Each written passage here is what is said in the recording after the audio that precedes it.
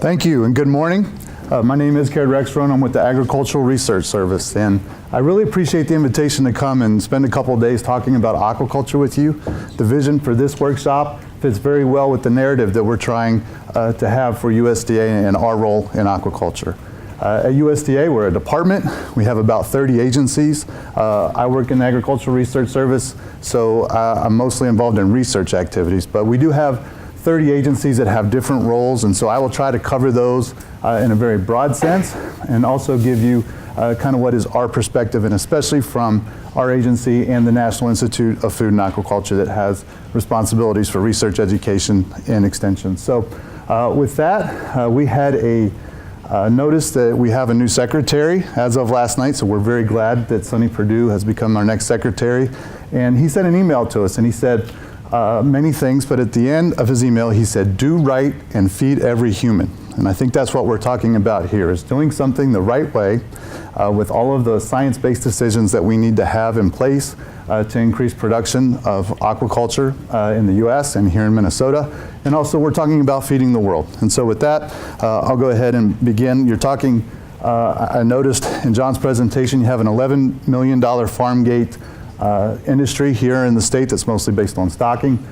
We have $1 billion industry in the US, and so you're wanting to increase your role and your contribution to that overall bottom line, and you have the natural resources to do it. And so this is an excellent opportunity to begin to have these kinds of conversations. So we tend to think of this in terms of our planet. This is our world population increase. These are statistics that we get from the FAO, a dramatic increase that we can expect 9 billion people by 2050. And the question is, how are we going to feed all these folks? This requires a significant increase in food production, an increase in protein production. We need about an estimated $200 million more meat to get to 470 tons if we're going to be able to accomplish this task and feed all these folks.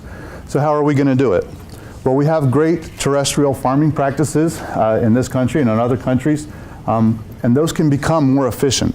They can do some things that will increase their capacity, but they're also not able to expand because we have urbanization and other challenges that are limiting. And so we look at the aquatic resources that we have. The earth is 71% water, and our water resources, both in the oceans and in freshwater resources, are underutilized in terms of protein production. And so I'll try to frame this talk in a lot of the opportunities that we see for aquaculture in the US. I think a lot of you are probably familiar with the statistics that show this is what wild capture fisheries have done in recent history, and so meeting the demands of seafood products has come from aquaculture, and this continues to increase to where aquaculture is providing half of global seafood. So where is all the aquaculture? And this was mentioned this morning. We're about 1.5% in the US for production. You look at China, they're up here around 60-some%, mostly coming from Asia. We have a lot of the resources that could be used for this, but they're clearly underutilized. So if we look at the efficiencies of various animal protein sources, these are data that are just showing how much feed, how much fresh water does it take to make a kilogram of raw product. You're looking at 8 kilograms of feed, 1,800 gallons of fresh water for cattle. Poultry, it's 2 kilograms of 469 gallons. Pigs are 3 kilograms, 756 gallons of water. We come over here to aquaculture, we look at salmon, you get 1.1 kilograms of feed will produce 1 kilogram raw product and 32 gallons of water. Shellfish are a great example where we have 0 kilograms of feed and we're not using fresh water at all. So really, we provide a lot of opportunities, a lot of ecosystem services that are available with shellfish, a lot of good opportunities for responsible production of protein sources. So I mentioned that the US is responsible for 1.5% of aquaculture production. China is leading the world at 62%. About 90% of the seafoods that we're consuming are imported, okay? So $11 billion seafood trade deficit. The world, US is the second leading consumer, and we spend about $82 billion a year for fishery products. And so there's a lot of opportunity to increase domestic production. The market's already there. 5% of US consumption is from domestic aquaculture. Like I mentioned, we have a $1.3 billion industry and about 4,300 small businesses and several larger companies that are really contributing to this. So overall, when we look at what consumers want, and the US consumer is interested in, they're making choices based on price, quality, safety, health and nutrition, sustainable production, and valuing local production, which was part of what we heard this morning. So all of this, I think, can provide some good opportunities for U.S. aquaculture. Every 5 years or so, Health and Human Services and USDA get together to write the U.S. Dietary Guidelines for all Americans. Most recently, the version called us to double our seafood consumption, and so 2 4-ounce portions every week. Asia is becoming a net seafood importer, and so there's opportunities there. Countries currently exporting to the U.S. see valuable growing markets in Asia. U.S. consumers are seeking more local supply. In terms of our natural water resources, we have the Great Lakes, which are not farmed by the U.S., they are farmed by Canada. Land-based opportunities support local production anywhere, such as the recirculating systems that I'm sure Steve will talk about. And then we have this U.S. exclusive economic zone, which is larger than our landmass and largely unfarmed. And so a lot of opportunities to increase our production. Some other things that I like to note about the environment we have for farming in the U.S., we have regulations and management tools that ensure environmental protection and seafood safety. A lot of other countries accept our standards for the safety of seafood products. This is not necessarily true for our imports, and I heard one of the questions this morning about what is actually inspected coming into the U.S. by FDA and others, and it is a low percentage. U.S. has a capacity for innovation and technology development. I guess that's kind of self-serving for me to say, coming from a research agency, but I think it's important. If you look at all of our industries, we clearly value innovation and technology. We're a major producer of fish feeds and feed ingredients. If you look at the crops and things, corn and soy and others that go into fish feeds, we're exporting these, so we have that resource in addition to our water resources, and we really are an ag-based economy. So we have done this well with the terrestrial farming species, and we have opportunities in aquaculture. But we have some challenges, and I think that's one of the things that we really need to tackle over the next couple of days. Production and processing costs are high. Feed source competition for fish meal, corn, and soy is expensive. We have labor concerns. Regulatory compliance burden is high, and this has been estimated by Carol and others to be particularly burdensome on small businesses, and I'm sure we'll discuss that. Competition from countries with different production standards is an issue. Public perception based on misinformation is something that we've dealt with since aquaculture has come around in the U.S. We have limited access to natural water resources. Permitting access has become an issue, and so there are a lot of ways that we can address these things. So I wanted to take a look briefly at the U.S. federal regulatory framework for aquaculture. These are all the different government agencies that actually have a role in regulating this industry. In addition to this, there are state and local guidance that our producers have to deal with as well. And so the regulatory burden really is quite complex and quite difficult. So those are things that I kind of see as aquaculture challenges that are really inherent to the industry, and I wanted to kind of break out some of the things that I thought really science and technology could help address in terms of developing new aquatic animal health management tools. We have a new veterinary feed directive that limits our use of antibiotic in species. You now have to have a prescription essentially to be able to use antibiotics, and so we need new tools, different tools that will reduce our use of antibiotics in aquaculture. We want to identify and culture new species that are already adapted to the production environment, so I think that's a lot of what we're here to talk about today. What are the species that we should be growing, and where should we be growing them? Define the nutrient requirements for these species that can be met with available and sustainable feed ingredients. So fish meal is sourced for many different kinds of feeds, including terrestrial animals, so we need to make sure that if we're going to expand production, we need to know where these feed resources are going to come from. And then the last, I'll talk about this a lot on the panel tomorrow, but improved genetics, our management practices, and production systems to enhance production efficiency, product quality, because we want to make sure we have a product that consumers are interested in. The healthfulness is a part of that. We here talk about the levels of omega-3 fatty acids that are valued in salmonid products. Animal welfare issues are important to consumers. We want to make sure that we have sustainable or responsible production and limiting our impact on the environment. So one of the groups that USDA participates in is the Interagency Working Group on Aquaculture. This was authorized by the National Aquaculture Act of 1980, and we really are a federal coordinating group for all the different agencies that have either a regulatory role or a research role or some other kind of role related to aquaculture. It's chaired by my colleague Gene Kim, who is with the USDA National Institute of Food and Agriculture. Michael Rubino from NOAA also is the vice chair, along with David Mico from the Fish and Wildlife Service, and Max Mailloux serves as our executive director. And so I like to read this to folks because this comes straight from the Aquaculture Act of 1980. It's our national aquaculture policy. And it said that Congress declares that aquaculture has the potential for reducing the United States trade deficit in fishery products, for augmenting existing commercial and recreational fisheries, and for producing other renewable resources, thereby assisting the United States in meeting its food needs and contributing to the solution of the world resource problems. It is therefore in the national interest, and it is the national policy, to encourage the development of aquaculture in the United States. And so it really is the role of the interagency group in aquaculture to facilitate this in terms of the federal capacity that we can provide support to this industry. So if you go to our website for the Interagency Working Group, there's this Federal Department and Agency Index. So these are all independent federal agencies that have a role with aquaculture. And so these here are all within USDA. You've got Department of Commerce, and then EPA, Army Corps of Engineers has a large role, and especially marine siting, U.S. Agency for International Development, USAID, and others. I won't go through all of them, but these are a lot of federal agencies that have a role. There's a lot of federal capacity that's to be provided, but it really does need to be coordinated to make sure we're making the impact that we need to have. So the idea is to promote synergies among these federal agencies, avoid the duplication of effort, which is often a theme in streamlining government processes, undertake planning, coordination, and communication between the federal agencies, and especially the research agencies, and encourage joint programs among the federal agencies. So one of the things that came out of this was a National Strategic Plan for Aquaculture Research. This was developed jointly by USDA and NOAA, and just outlines some of the things that need to be worked on to enhance aquaculture production here in the U.S. Advanced understanding of interactions of aquaculture and the environment, I think, is critical. Employ genetics to increase productivity and protect natural populations. Both USDA and NOAA have research efforts here. Counter disease in aquatic organisms. Improve efficiency and well-being, nutrition and develop novel feeds. Increase the supply of nutritious safe seafood, high-quality domestic products. Improve performance of production systems.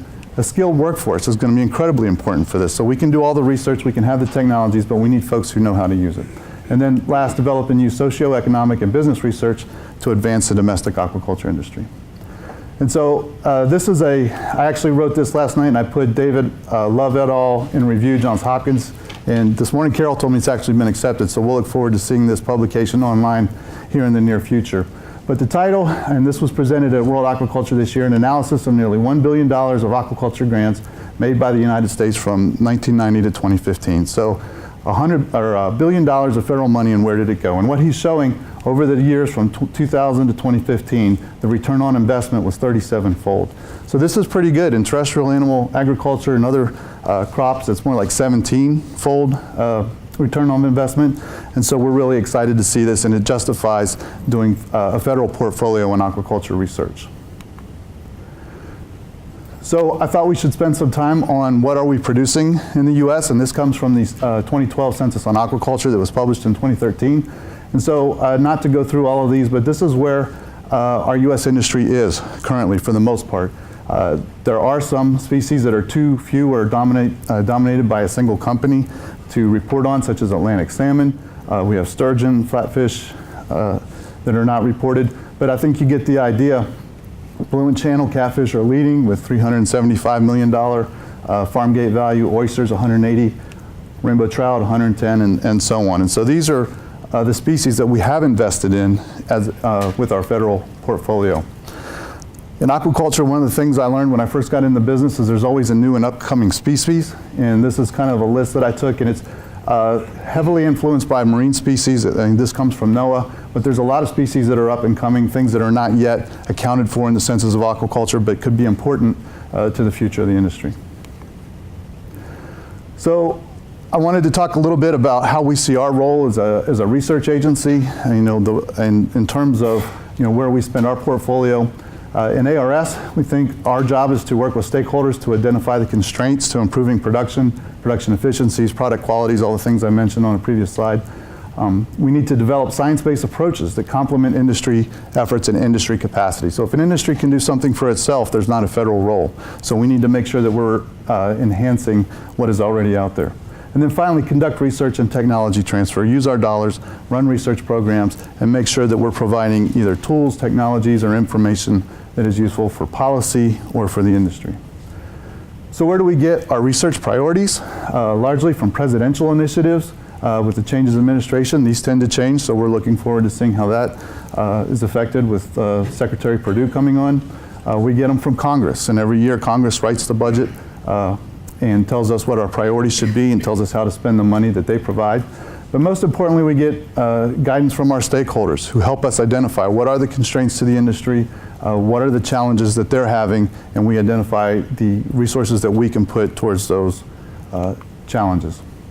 So in ARS, we have an aquaculture program, so our mission to conduct high quality, relevant, fundamental applied aquaculture research to improve systems for raising domesticated aquaculture species and to transfer technology and enhance productivity for U.S. producers and the quality of seafood and aquatic animal products for consumers.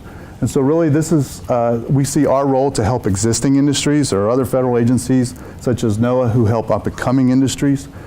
We have 18 appropriated projects where funding is provided by Congress, about 47 scientists and other 40 collaborators that are funded through our programs, 10 laboratory sites across the U.S. from Maine where we work in salmon, West Virginia, Milwaukee and Idaho where we work in trout, shellfish in Oregon, Arkansas, striped bass and their hybrids, a little bit of catfish, Mississippi and Alabama, catfish, tilapia, and then in Louisiana where we do product quality, and most of that is concerning catfish and their hybrids.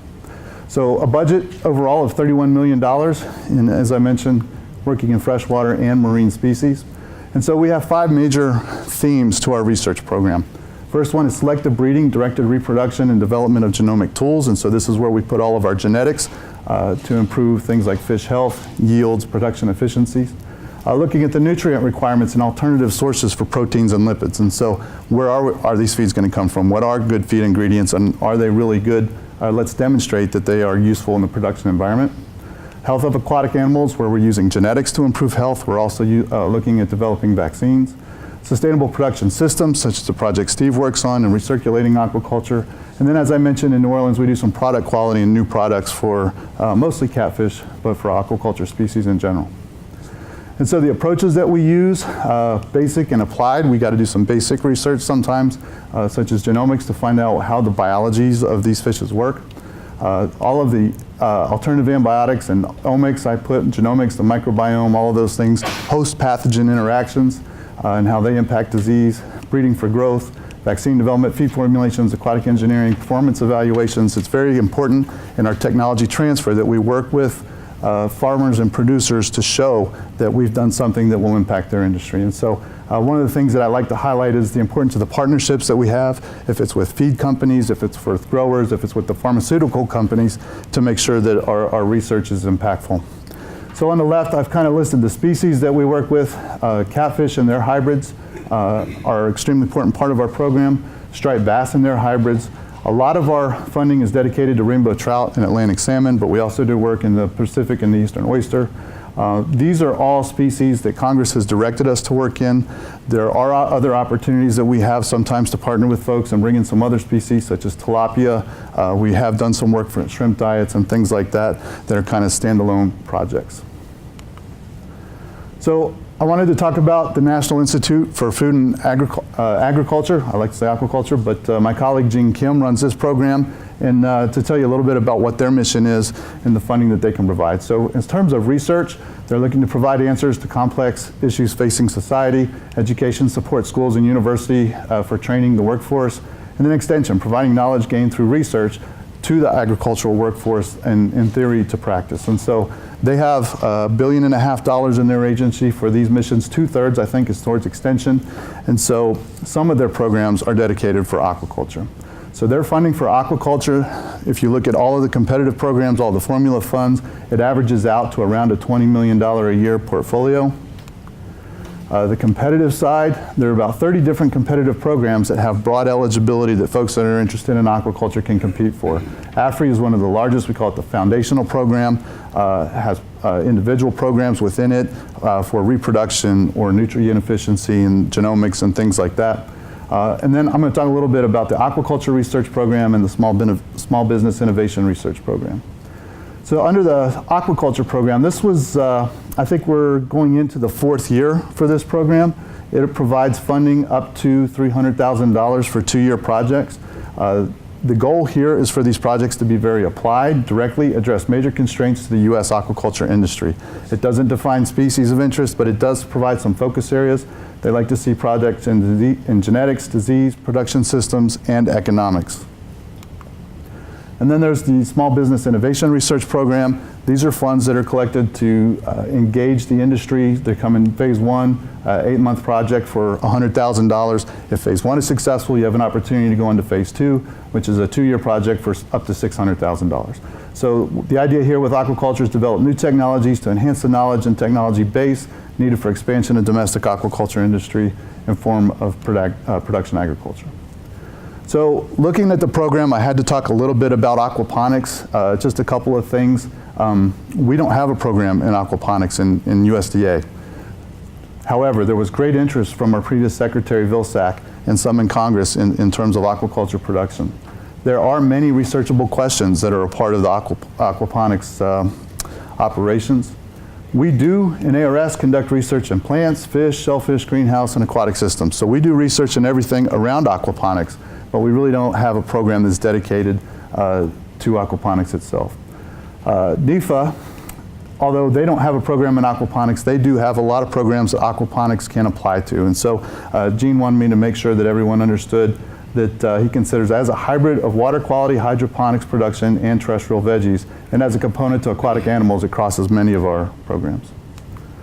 So just to wrap up, in summary, we think at USDA there's a lot of opportunities to expand U.S. production. Public-private partnerships are going to be incredibly important in this endeavor. We see breeding as one of the things that a federal sector can support and transfer to an industry. Regulatory challenges are extremely limiting, and those will have to be dealt with. As a research agency, we don't deal too much with those, but if there are data that can help support regulatory decisions, we want to provide that. In terms of research and development, tomorrow on the panel, I'll talk about this little equation here, the G by E by M by P, which is genetics by environment, by management practice, by post-harvest factor interactions. These are all the things that start from feeds all the way till you get to the plate that tell you, that go into making a quality product. And these are the things that, in terms of research gaps, that need to be examined for individual species so we can decide where to work. In terms of our investment in thinking about Minnesota, we do a lot of work in salmon and trout in ARS. So this is what we are best able to support.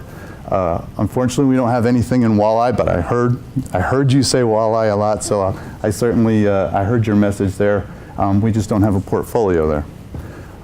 But I would kind of put that under new species. If there's always new species that are of interest, in any technologies that we have that are translatable, whether they're either developed through NIFA or NOAA or ARS, we're certainly happy to support that. And so I kind of said this in the beginning, but in summary, we want to employ scientific approaches to expand responsible use of our natural resources to meet the nutritional demands of a growing population. I think that's consistent with what we've heard from our new secretary. It's consistent with what NOAA's or Commerce's new secretary, Wilbur Ross, said when he was at his hearing. He said we need to become a net seafood exporter in the United States. And so NOAA is going to play an important role there, and as will USDA. So with that, that's what I had, and I'd be happy to take any questions.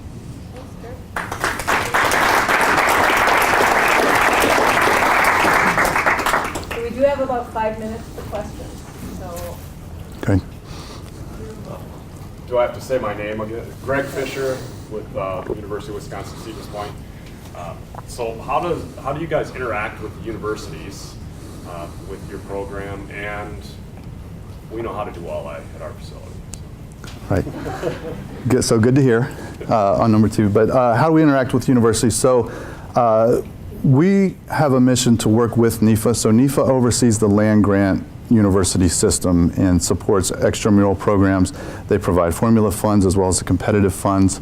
Many of our laboratories are co-located with universities in an effort to provide some kind of long-term investment in a program, and that's a good fit for things like genetics and breeding that you have multiple generations. We do provide funding to some university partners that comes to, we call the congressionally mandated agreements that support specific initiatives where Congress has something specifically that they would like us to address. So Other than that, we do go in on competitive funds. So we're a partner on proposals led by land grant and other universities that are sent to NEFA or other funding agencies or even private partners. So I see a lot of the items you guys have identified are the same items that we're working on at the different universities, and I think there's a lot of opportunity for collaboration on those. Right. And I think more collaboration is needed, and so that might be something I guess we'd like to see. Okay. So We're always interested in that, and in fact, when our administrator goes before Congress, she's always asked, what are you doing to make sure you don't duplicate research? And sometimes it's hard to point out what's duplicative versus complementary. They might have the same title, but we're always interested in doing things that enhance our resources. I mean, aquaculture needs to take advantage of all the resources we have. So, yeah, we would like to work together on that. John Downey, Minnesota Sea Grant. The paragraph you read us on the strategic importance of aquaculture is fascinating and inspiring. That was a 1980 act, right? That's right. Is that enthusiasm still there in Congress for enhancing aquaculture as a strategic emphasis, or Congress and the administration? Is that your sense? Well, I guess the question is, where's the source of that enthusiasm? Right? That's an important thing. So the last Aquaculture Act we had was in 1980. So it's, since I've been in DC, I haven't seen that enthusiasm coming from Congress as a whole. In our budget every year, there's a description of where they would like us to work. They gave us encouragement for working in the Gulf of Mexico now that there's a Gulf rule that's been implemented. There are individual projects that they like to see supported, like shellfish genetics. So they're very, very direct in the guidance that we get. There's not been an aquaculture caucus in the Congress, okay? And that is something that the National Aquaculture is working on, that they would like to see, that there's a unified group. Some of the individual species have had, more activity, congressional support than others. Every year, groups come to walk the Hill and engage their own representation. But if there was some kind of central group in Congress that would support something like this, I think we might see an update to this legislation. Right, and it sounds like a congressional caucus on aquaculture would be a really useful thing. We in Sea Grant have sensed still a great deal of enthusiasm for aquaculture. The last time a budget went through for Sea Grant, about $10 or $15 million was added to our foundational budget to do what Sea Grant does with respect to aquaculture, and $5 million of that was oriented toward red snapper research. So incredible enthusiasm there, at least at that point. And in the letters of support for Sea Grant, we're seeing a terrific amount of that support, but it seems to be non-unified, which is why I was asking the question. Sure. Very interesting. Thanks. Okay, I'm going to have to close off this discussion. Thanks again, Caird. Sure.